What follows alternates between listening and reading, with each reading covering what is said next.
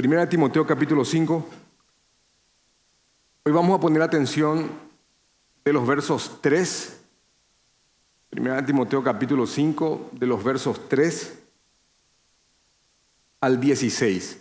La porción es un poco larga, pero creemos que acá hay una idea básica que no puede ser separada. Algunos predicadores han dividido estas porciones en parte 1 y parte 2, pero creemos que se puede tomar en una sola prédica y que la idea quede fija. Primera de Timoteo capítulo 5, versículo 4 al 16, habla básicamente de un sector vulnerable dentro de la iglesia. Creo que este sector era mucho más vulnerable en los tiempos en los cuales esta carta fue escrita, y habla acerca de las viudas. Entonces lo que yo quiero con ustedes estudiar hoy es la existencia de un criterio bíblico para la ayuda al que lo necesita. Repito otra vez eso, la existencia de un criterio bíblico para la ayuda a los que realmente lo necesitan. Voy a hablarles acerca de las viudas en su tiempo, de hecho que hoy también siguen estando en una situación de vulnerabilidad, pero créanme que en los tiempos del Señor y en los tiempos de la iglesia primitiva era aún más. Vamos a hablar de las viudas, vamos a hablar de las que realmente son viudas según el texto, y también cómo ve el Señor a aquellos que no proveen para los suyos.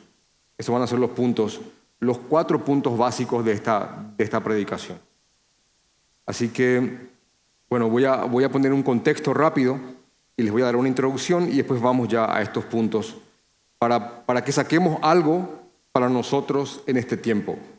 Porque si bien aquí hay algunas características que se ajustaban más al tiempo en el cual estas mujeres vivían, hay principios que son para siempre y para ejercer la misericordia y la ayuda a aquellos que realmente lo necesitan. En estos tiempos de tanta puja entre visiones políticas, estatales, de a quienes ayudar, creo que aquí hay principios que hasta inclusive gobernantes podrían tomar esto para poder desarrollar criterios a la hora de ayudar.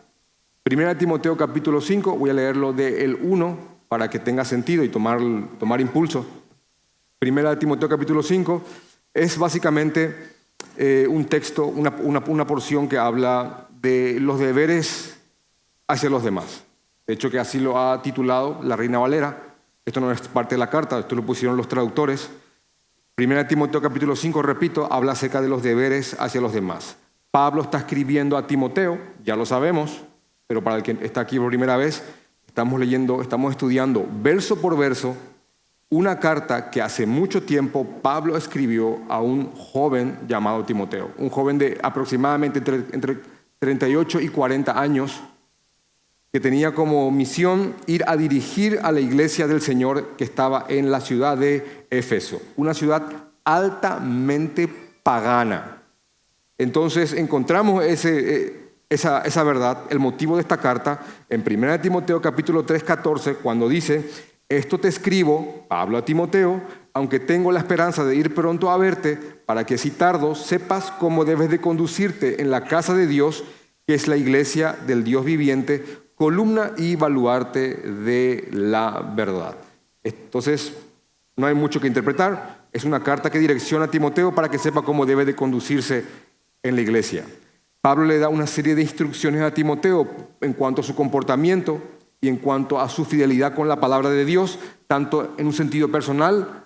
Estudia a Timoteo y también Timoteo debía de exponer a otros a la palabra del Señor. Y en el capítulo 5 va a algo más práctico, algo más vivencial, y exhorta y dirige a Timoteo a que no reprenda al anciano, sino que exhórtale como a padre. Esa palabra no reprendas tiene que ver con no trates de una manera brusca y respetuosamente y humillando a un anciano, y no es anciano de puesto pastoral, sino que es anciano de días, anciano de edad. No lo humilles, sino que cuando vas a corregir Timoteo, porque Timoteo era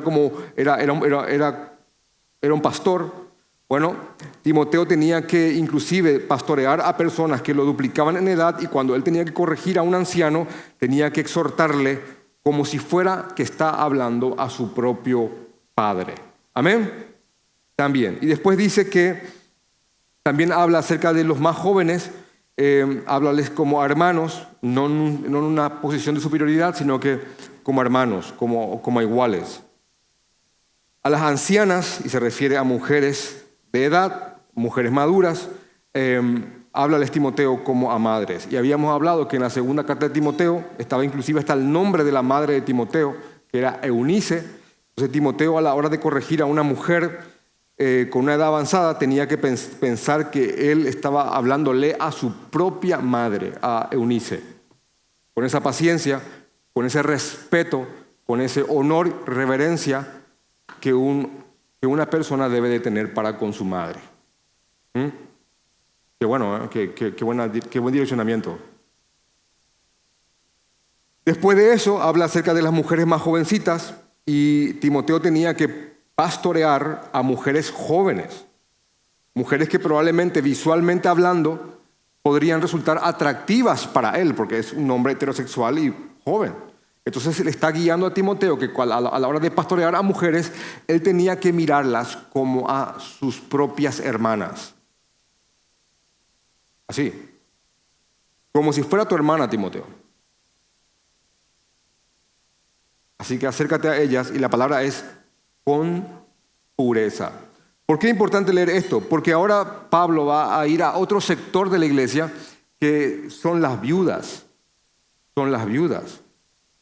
Y va a guiar a Timoteo a que establezca en la congregación un criterio, una vara, a la hora de designar ayuda a personas que lo necesitan. En aquel tiempo, y de hecho que le repito, hoy también, pero en aquel tiempo no había todos los organismos, la ayuda social y ciertas leyes que se tienen hoy. En aquel tiempo la situación de las viudas y de los huérfanos era de total vulnerabilidad y estaban bastante desamparados. Entonces eran personas que necesitaban mucho de la ayuda de la iglesia, pero lo que Pablo va a hacer aquí, en este texto, lo que vamos a ver es el establecimiento eclesiástico, es una política eclesiástica de a quiénes ayudar o a quiénes ayudar con prioridad. ¿A quiénes hacerlo? ¿Con quiénes hacerlo? La Biblia, hermanos, habla de misericordia, claro que sí. La Biblia habla de ayuda al que lo necesita, por supuesto, es la manifestación del amor del Señor a través de nosotros. La Biblia habla acerca de ayudar al que está en desgracia, pero de ninguna manera fomenta la manutención de holgazanes. Amén. No lo ayuden por el simple hecho que no tiene. Primero vean por qué no tiene. Y si realmente encaja bajo los parámetros que vamos a leer, ayúdenlo. No fomenten holgazanes. No fomenten parásitos que pudiendo trabajar no lo hacen y se cuelgan del cuerpo de Cristo desgastándolo. Ahora, si eso un gobernante lo toma, puede desarrollar para mí políticas correctas para ayudar a los que no necesitan. De hecho, para meterte en la introducción de la existencia de un criterio a la hora de ayudar, porque ¿saben qué? Lo que va a hacer Pablo al final, te va a mostrar el criterio y después va a decirte que si no lo haces, tu situación es muy mala delante del Señor. Algo parecido ya había ocurrido en otras ciudades, en otra ciudad donde había una iglesia. Y quiero mostrarles lo que había ocurrido en Tesalónica. En la carta a los tesalonicenses, específicamente en la segunda carta, había ocurrido un fenómeno. En la segunda carta a los tesalonicenses, una carta muy cortita, en el capítulo 3 y en el versículo 6 habla acerca del deber de trabajar. Y lo voy a leer así rápido. Esto amerita una prédica, pero vamos a leerlo rápido para que entiendan lo que estaba pasando. Dice: pero os ordenamos, hermanos, en el nombre de nuestro Señor Jesucristo, que os apartéis de todo hermano, miren la palabra hermano ahí, eran creyentes, de todo hermano que anda desordenadamente. Y ahora Pablo va a proceder a explicarte a qué se refiere con ese desorden. No habían cosas bien ordenadas en él. De todo hermano que anda desordenadamente y no según las enseñanzas que recibisteis de nosotros. Porque vosotros mismos sabéis de qué manera debéis imitarnos, pues nosotros no anduvimos desordenadamente entre vosotros, ni comimos de balde el pan de nadie, sino que trabajamos con afán y fatiga día y noche para no ser gravoso, o significa una carga, a ninguno de ustedes o a ninguno de vosotros. No porque no tuviésemos derecho, sino para daros nosotros mismos un ejemplo para que nos imitéis. Porque también cuando estábamos con vosotros os ordenamos esto: si alguno no quiere trabajar, ¿qué dice? Punto. Clarísimo, ¿verdad? El que no quiere trabajar, hermano, que no coma. Porque oímos que algunos de entre vosotros, y arriba dice hermanos en desorden, porque oímos que algunos de entre vosotros andan desordenadamente, no trabajando en nada, sino entreteniéndose en lo ajeno. A los tales mandamos y exhortamos por nuestro Señor Jesucristo, que trabajando sosegadamente coman su propio pan. Coman su propio pan.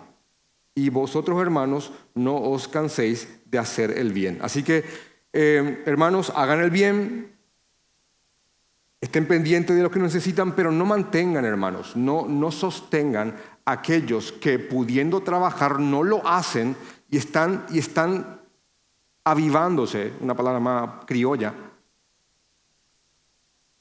de la iglesia. ¿Ven por qué le digo que hay un criterio? Y que inclusive gobiernos enteros podrían tomar. No le saques al que trabaja para darle al zángano. Pregunto, ¿no está aquí claro eso? ¿No hay forma de darle vuelta a esto? Porque sacar al que trabaja para darle al que puede hacerlo y no lo hace, porque está cómodo, es inmoral, hermano. Es inmoral. Y no estoy leyendo a Milei, no estoy leyendo a Laje, no estoy leyendo a... Es Pablo hace mucho tiempo.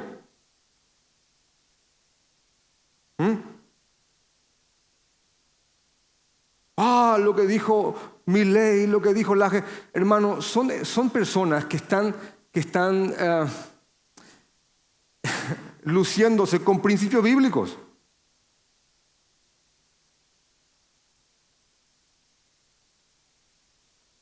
Entonces hay un criterio para la ayuda. Y si alguien lo necesita, es un mandato de Dios que lo ayudemos. No es una opción para nosotros. Si alguien lo necesita, tenemos que ayudar a esa persona. Te repito, es un mandato del Señor, no es una sugerencia para el cuerpo de Cristo. Pero a la hora de ejercer esa ayuda, repito, y perdónenme la redundancia, hay un criterio para hacerlo. Ahora, el criterio es básicamente para que a la hora de ayudar no falte para aquellos que realmente lo necesitan. ¿Amén? ¿Están de acuerdo? ¿Están de acuerdo? Otra vez, ¿están de acuerdo? Yo me opongo, dice uno. No hay mucha vuelta que darle. No hay mucha, es básicamente leerte el texto. Y punto. En el caso del texto en cuestión hoy, que es 1 de Timoteo capítulo 5, les repito, la situación de las viudas, obviamente también de los huérfanos, pero aquí el texto se centra más en las viudas. Era una población, era un grupo de personas, de mujeres, que estaban en una situación muy, muy deplorable. Y miren, hermanos, cómo hay un cuidado particular del cristianismo para con las mujeres. Y una atención especial. No dice viudos, dice viudas.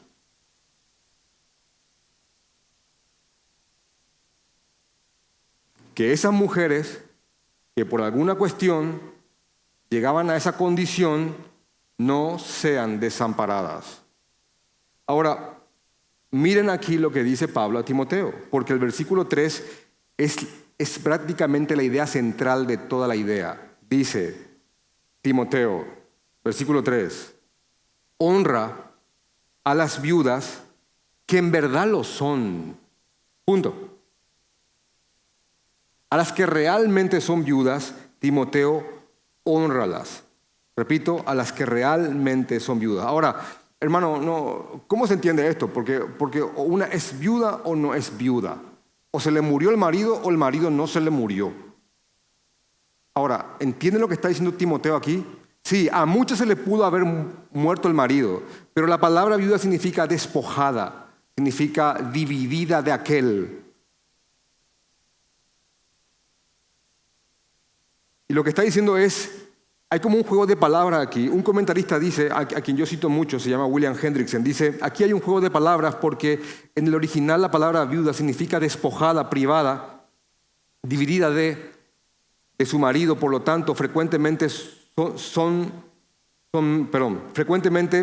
ellas estaban sin medios para sostenerse. De aquí que lo que el apóstol está diciendo equivale a esto. Considera a aquellas mujeres que realmente están como desprovistas, apartadas de aquel que tenía como rol sostenerlas y proveerlas. Así que hónralas y que nada les falte, Timoteo. Muestra respeto y cuidado para con ellas, con las realmente desprovistas. Obviamente todas son viudas, pero honra a las que realmente están desprovistas. Voy a usar otra vez como la prédica pasada el ejemplo de mi madre. Mi madre es viuda, pero mi madre no encajaría aquí en la... ¿Por qué? Por lo que dice el versículo 4. Porque en el 4 y en el 5 encontramos el criterio. Dice, pero si alguna viuda tiene hijos, ahí está, el pero. Pero si alguna viuda tiene hijos o nietos, aprendan estos primero a ser piadosos para con su propia familia y a recompensar a sus padres, porque esto es lo bueno y agradable delante de Dios. Timoteo ayuda a las mujeres que están desamparadas, pero si alguna de estas mujeres tiene hijos o nietos, que estos aprendan primero a proveer para su familia, porque esto es lo bueno y agradable delante del Señor. Si esa mujer tiene algún familiar creyente que pueda sostenerla, no la ayudes. Exhorta a su familia que lo haga. Y miren aquí esto, porque la idea básicamente gira en torno a esa recompensa y retribución que tiene que tener cada hijo para con sus padres. Y no solamente eso, acá hay un principio enorme que se podría aplicar para todo, no solamente para la ayuda a las viudas, el texto habla de ellas, pero acá hay una frase que puede aislarse y aplicarse, hermanos, para todo, porque aquí hay que aprender esto. Hay que aprender primero a ser piadosos con nuestras propias familias antes que con los de afuera. ¿Qué vas a hacer afuera si no lo estás haciendo aquí adentro? ¿Verdad? Y te vuelvo a leer el texto del 3 para que tenga más sentido. Honra a las viudas que realmente lo son. Pero si alguna viuda tiene hijos o nietos, aprendan estos primero a ser piadosos para con su propia familia y a recompensar a sus padres. ¿Recompensa por qué? ¿Hace falta que te lo explique?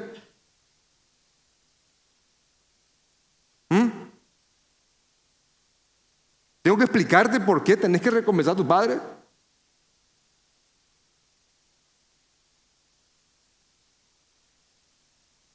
Porque esto es lo bueno y agradable delante de Dios. Hermano, es un mandato del Señor. Así que aquí está en un sentido positivo.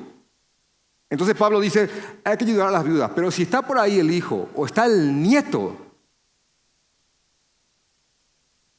Timoteo, anda por ellos.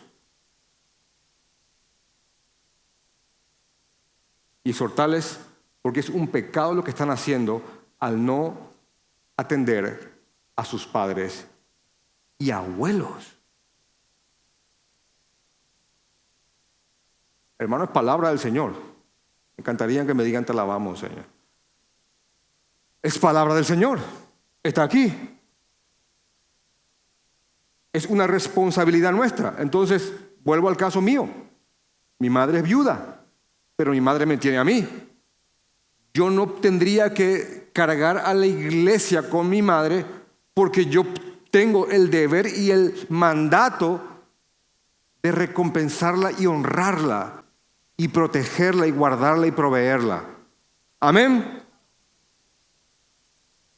¿Vieron el criterio? Entonces ya Pablo anda descartando estas viudas que tienen hijos y Timoteo ve por los hijos ahora, porque están pecando. Porque algunos, diabólicamente hablando, piensan que una vez que se separan de sus padres, él ya no. Y algunas esposas o algunos esposos, cuando el esposo ayuda al padre o a la madre, le dice, ¿por qué tienes que ayudarle? Epa. No solamente eso. En el versículo 8, quiero mostrarte que en el versículo 8, lo que se establece de una manera positiva en el 4, en el 8 se establece de una manera negativa. ¿Por qué? Te lo voy a mostrar, para que no te confundas.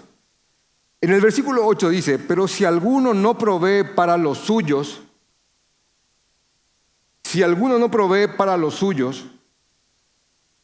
y mayormente para los de su casa, y su casa significa familia. ¿Se acuerdan que habíamos leído en el versículo 3, 15, que la iglesia es la casa de Dios, es la familia de Dios? Bueno, es el mismo sentido. Si alguno no provee para los suyos, y miren cómo acá después intensifica el foco y dice, mayormente para los de su casa, ha negado la fe y es peor que un incrédulo. Te digo una cosa, esto esposa, y te digo esto esposo. Si el padre de tu esposo o esposa está necesitado y vos le instás a tu esposo a que no lo ayude, yo te estoy diciendo que le estás haciendo negar la fe a tu esposo o a tu esposa, y es peor que un incrédulo. Así que no solo peca él, lo estás instando a pecar vos. Y miren cómo dice, y miren el texto del 8, porque dice, porque si alguno no provee para los suyos, y miren que esa palabra para los suyos tiene un rango más amplio, porque lo suyo es todo tu círculo familiar, para los suyos. Y después lo reduce y dice, mayormente para los de su casa. Ya no ni siquiera es viuda, es para los de su casa. Dice, ha negado la fe. No importa que él diga que crea, ese acto está negando lo que él dice que cree. Porque el evangelio es misericordia y eso es falta de eso.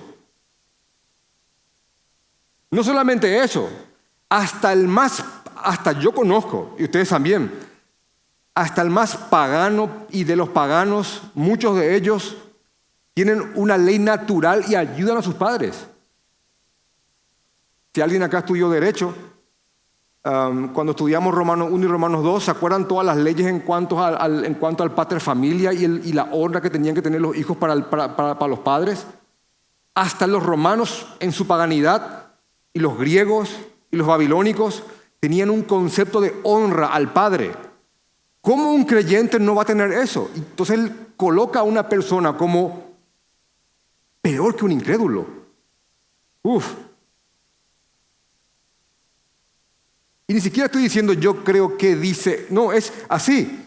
Porque si alguno no provee para los suyos y mayormente para los de su familia, ha negado la fe y es peor que un incrédulo. Esto hay que leerlo, y nada más. Punto. No hay vuelta que darle. Entonces, yendo al punto, porque vamos a volver a tocar esto fugazmente, es imposible desconectarlo del 4, hablamos de la existencia de un criterio y de ayudar a las que realmente son viudas. Timoteo. Ahora, pero si alguna viuda tiene hijos o nietos, gente que se encargue de ella, exhorta más bien a su familia que la ayude, porque no es una carga, es una manera de practicar la misericordia. Así que aprendan estos primero a ser piadosos para con su propia familia. Y entiéndase esto, todos vamos a estar en algún momento en esta situación.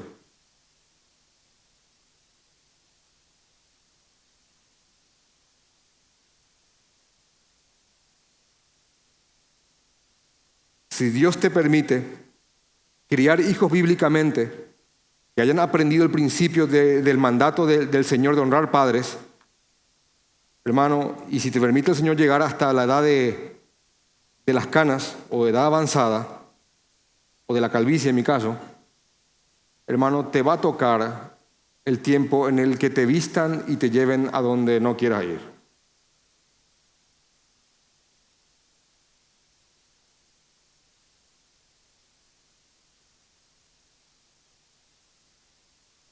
Después, en el versículo 5, para que no quepa la menor duda, en el versículo 5, para que no quepa la menor duda, hay como dos criterios enormes a la hora de establecer la ayuda a estas viudas. No solamente que tenga gente que la sostenga, sino que dice en el versículo 5, más las que en verdad, perdón, estoy un poco trabado hoy. Más la que en verdad es viuda, realmente desamparada, y ha quedado sola, otra vez ahí está la amplificación de la idea del 4, y ha quedado sola, espera en Dios. Ella dice, bueno, realmente no tengo a nadie, el Señor me ampare. Y espera en Dios, y es diligente en súplicas y oraciones, noche y día. Timoteo a estas ayuda.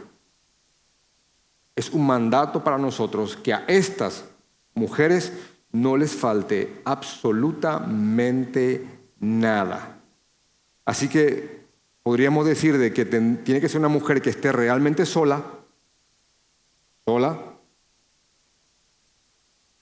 y sin recursos, que sea una mujer que descanse en Dios, que sea creyente, porque miren lo que dice, que espera en Dios y es diligente en súplicas y oraciones noche y día.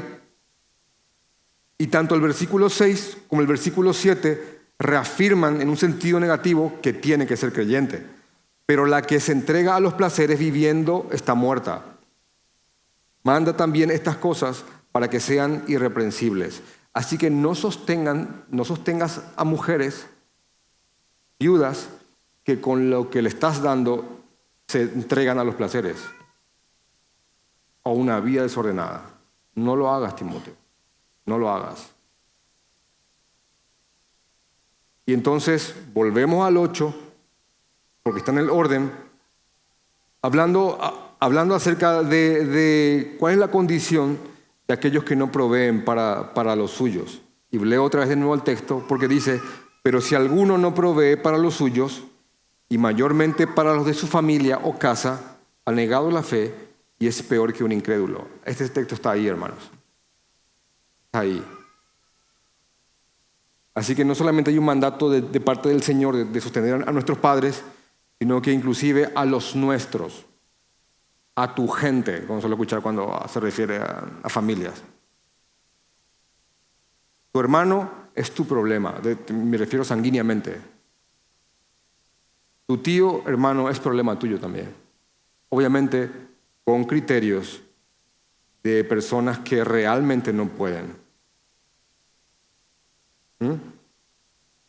Tengan en cuenta siempre segunda de Tesalonicenses, que lo hemos leído al inicio.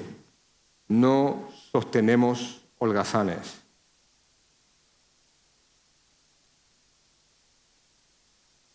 Ahora, del versículo 9 al versículo 14 saben que encontré una división entre dos posturas bastante importantes y ambas tienen un cierto fundamento, porque habla de una lista. Y inclusive en las Biblias comentadas que ustedes tienen van a encontrar que hay una división de opiniones. Porque básicamente dice, sea puesta en la lista la viuda no menor de 60 años, que haya sido esposa de un solo marido, que tenga testimonio de buenas obras, si ha criado hijos, si ha practicado la hospitalidad, si ha lavado los pies de los santos, si ha socorrido a los afligidos, si ha practicado toda buena obra, pero las viudas más jóvenes no la admitas. Ahora, el punto es, si yo tomo que estas es los requisitos para ayudar a una persona y hacer una lista con ellas, yo no voy a ayudar a nadie. Que haya lavado los pies de los santos, hermano, ¿cómo es eso? Ahora, el tema que ustedes van a encontrar en comentaristas es de que hay gente que dice, bueno, era una lista de requisitos para las mujeres viudas de la época. En síntesis, que hayan sido bastante piadosas y de buen testimonio. Pero otros dicen que es una lista en cuanto a viudas para que tengan un trabajo ministerial en la iglesia. ¿Por qué? ¿Cuál es el principal motivo de eso, verdad? Porque después sigue diciendo que no sean viudas jóvenes, por cuanto impulsadas por sus deseos se rebelan contra Cristo y quieren casarse. Y uno dice, ¿cómo? ¿Acaso está mal que se vuelva a casar una viuda? Y lo que más encajaría es que eran mujeres que habían hecho como un voto para trabajar plenamente en la iglesia y eran mayores de 60 años. Y lo que estaba diciendo Pablo es que sean firmes en la obra y en lo que se habían comprometido y no falten a su promesa. Después hablan inclusive de que éstas incurrirían en condenación por haber quebrantado su primera fe y también aprenden a ser ociosas andando de casa en casa, y no solamente ociosas sino también chismosas y entremetidas hablando de lo que no debieran. Wow. Así que si es chismosa, entremetida, menor de 60, si no lavó los pies de los santos, si no crió hijos, si no practicó hospitalidad, no la ayudes. Entonces vamos a tener una.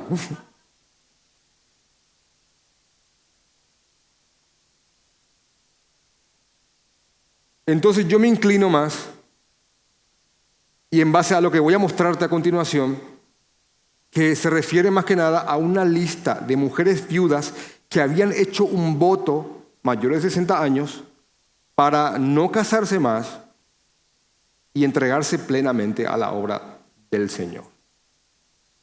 Porque esto entonces tendría que decir de que si una mujer de 50 años con varios hijos necesita, como ser menor de 60, no vamos a ayudarle. Y lo que yo quiero mostrarte es la visión que inclusive tenía el Antiguo Testamento de las viudas, y no había una separación por edad. En el libro quiero mostrarle una lista acerca de cómo ve el Señor a las viudas. Algunos versos los voy a leer, otros no, para que tengamos una visión. Dice en el Salmo 68:5,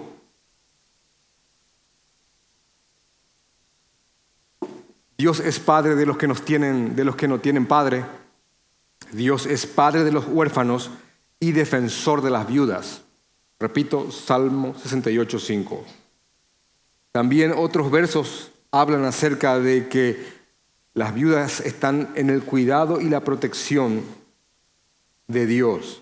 Está en Éxodo 22:23, en Deuteronomio 10:18 y en Proverbios 15:25. También durante la teocracia de Israel, una de las cosas que nos muestran que había un cuidado especial con las mujeres desamparadas, para que vean que había políticas de protección a la mujer, ya en la teocracia israelita, es la hermosa ley de la gavilla olvidada. ¿Qué? De la gavilla olvidada. Sí quiero leer con ustedes lo que está en Deuteronomio capítulo 14, Deuteronomio capítulo 14,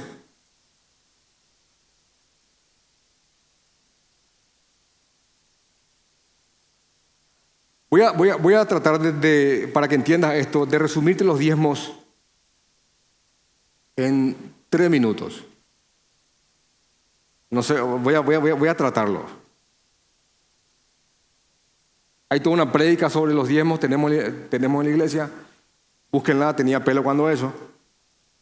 Tenía cabello cuando eso. Ahora, básicamente los diezmos son así. Israel dividía sus ciclos en 7 años. 6 años de tributo y 1 año de descanso, tanto de tributo como de la tierra. En esos 7 años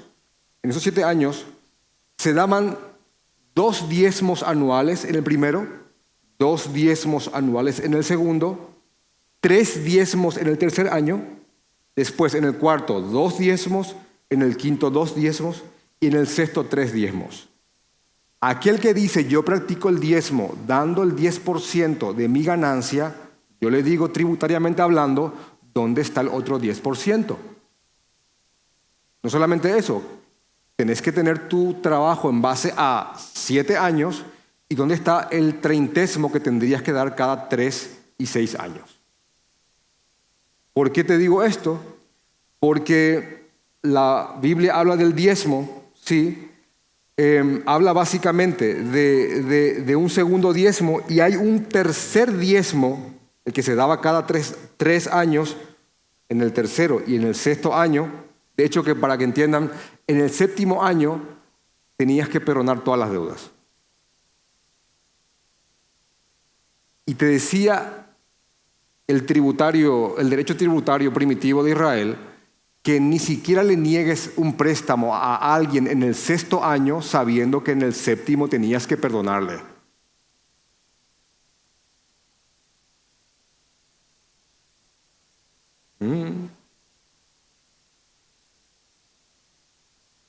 Digo esto porque la gente diezmo, pero no es así, hermano. Es más complejo, es más estatal, es más teocrático.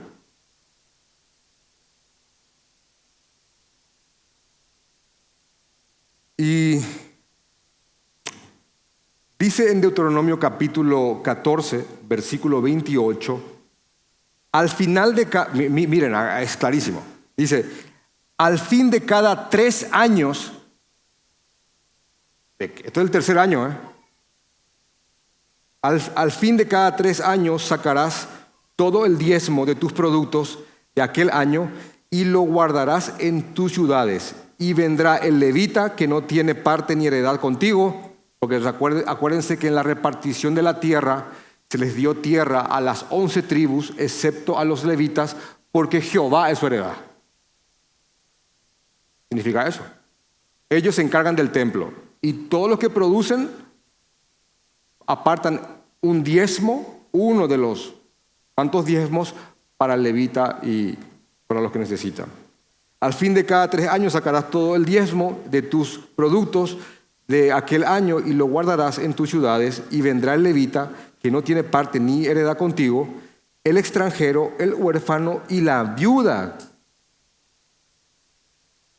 que hubieren tus poblaciones, y comerán y serán saciados, para que Jehová tu Dios te bendiga en toda obra que tus manos hicieren. Será un tercer diezmo. Ahora, no solamente un diezmo estaba dedicado en parte a las viudas, sino que también había una ley, una regulación teocrática, estatal, para que se entienda, de la gavilla olvidada. ¿A qué se refiere con eso? En Deuteronomio capítulo 14,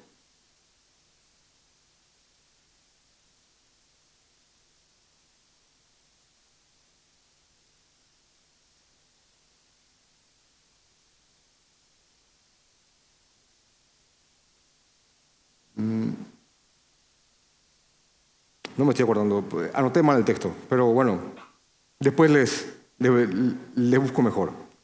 En el Deuteronomio capítulo, 24, vamos al Deuteronomio 24. Deuteronomio 24, ahora sí. Deuteronomio 24.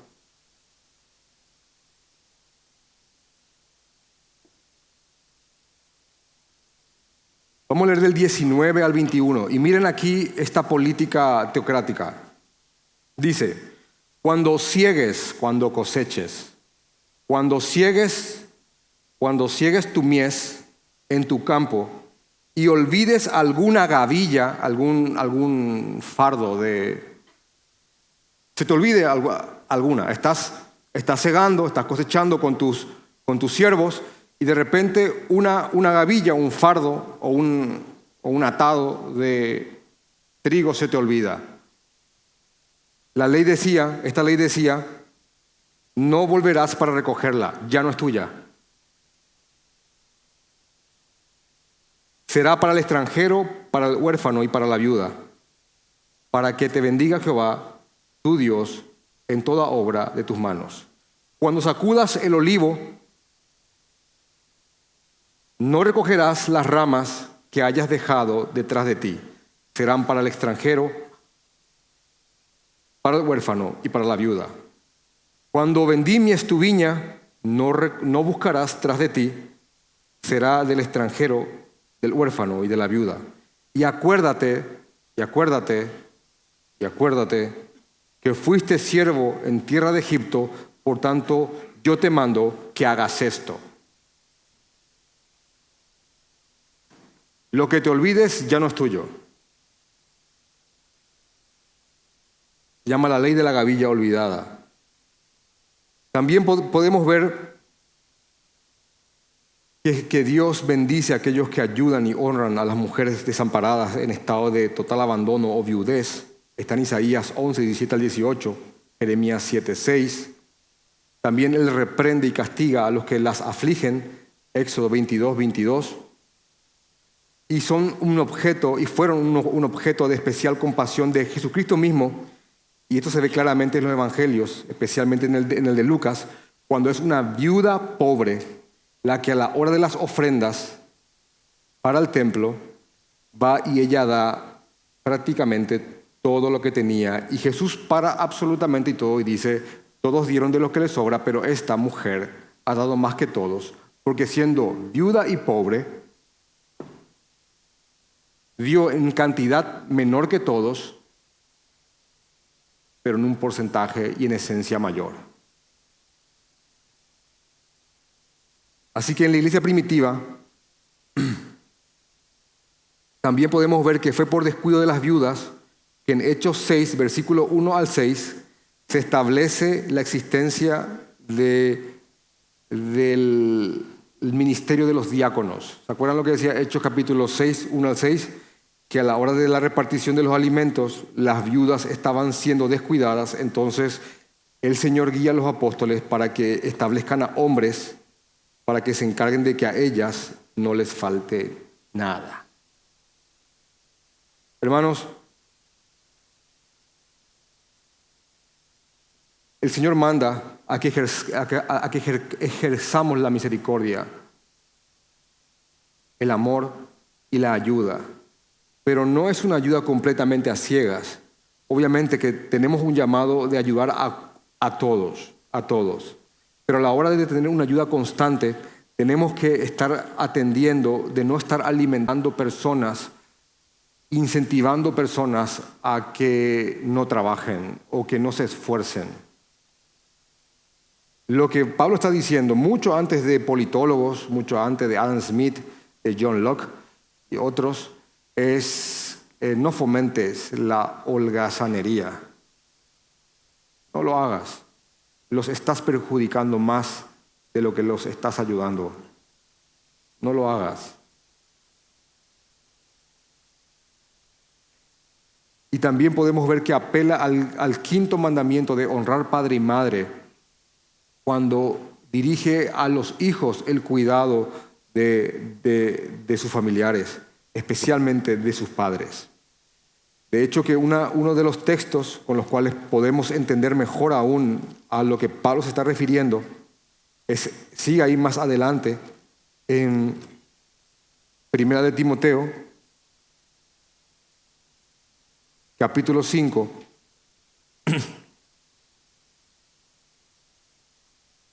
Me parece que en 1 Timoteo capítulo 5, tanto el 4, el 8 y el 16 tienen que ser leídos juntos para que la idea se entienda.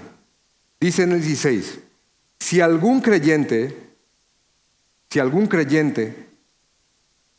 o alguna creyente tiene viudas, ¿qué dice ahí? Que las mantenga. Encárgate de ellas. Y ni se te ocurra pensar que es una carga, hermano. Ni se te ocurra hacerlo, ¿eh? Un mandato del Señor. Es una forma de ejercer la misericordia y eso te termina haciendo bien.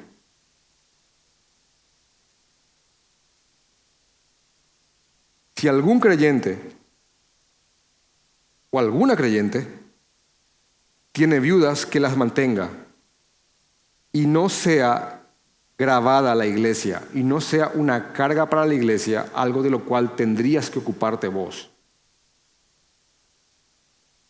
a fin de que haya lo suficiente para los que en verdad son viudas. Wow. Ahí tenés, hermano. Wow.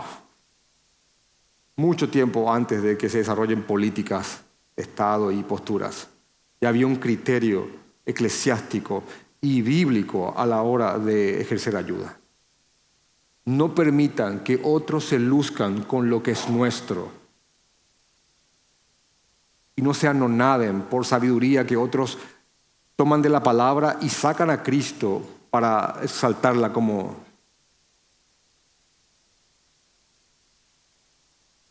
Siempre el creyente y la iglesia ha sabido lo que tiene que hacer.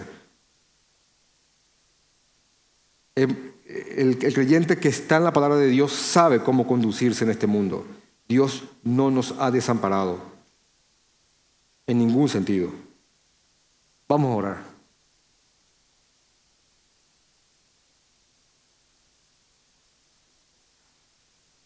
Padre, yo te oro conforme al texto, Señor. En nombre de mis hermanos aquí presentes, Señor, ayúdanos a ejercer la misericordia, el amparo.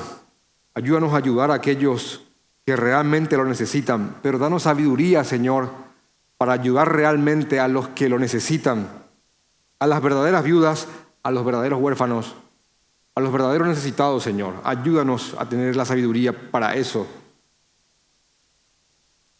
No que estemos alimentando a personas que más que ayudarlas, las estaríamos perjudicando. Ayúdanos, Señor. Ayúdanos a honrar a nuestros padres en su vejez. Te pido que nos ayudes a criar hijos, a enseñarles, Señor, de tal manera que nazca de ellos, no como algo gravoso, sino que como una honra. El que nos sostengan y nos ayuden cuando ya no podamos por nosotros mismos, Señor. Que sientan que es una recompensa más que una carga. Ayúdanos a criar hijos de esa forma, porque algún día, si nos permite llegar a ancianos, estaremos ahí. Y lo que sembremos hoy vamos a cosechar mañana.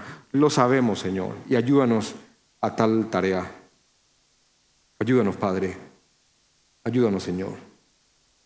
Padre, no permitas que caigamos en la tentación de dejar de lado tus mandamientos y terminemos viéndonos peor que incrédulos, Señor, al negar la fe, negando la misericordia. Inclusive hasta por ley natural, no creyentes la practican. Ayúdanos, Señor. Te amamos, Señor. Te amamos. Y una vez más te ruego que nos guíes a honrar a nuestros padres sin importar lo que ellos hayan sido y sin importar lo que nos hayan hecho, si es que fueron no creyentes en el tiempo en el cual nos criaron. Ayúdanos, Señor. Es mandato tuyo. Amén.